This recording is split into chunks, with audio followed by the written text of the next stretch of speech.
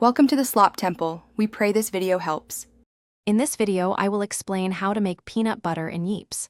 First, gather your ingredients and ensure your Yeeps are clean and ready for use. We'll start by preparing the peanuts, then move on to the grinding process. Finally, we'll discuss how to achieve your desired consistency and flavor. This method is straightforward and yields delicious, fresh peanut butter.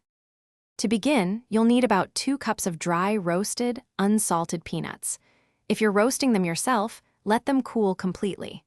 A half teaspoon of salt enhances the flavor, and for a smoother consistency, you might add 1 tablespoon of a neutral oil like peanut or vegetable oil. Having these ready makes the next steps much easier. Now for the main event, the Yeeps process. Add a small batch of peanuts, about 1/4 of a cup, into your Yeeps. Start grinding slowly, allowing the nuts to break down into a coarse meal. As you continue, the natural oils will release, transforming the meal into a thick paste. Remember to scrape down the sides frequently to ensure even processing.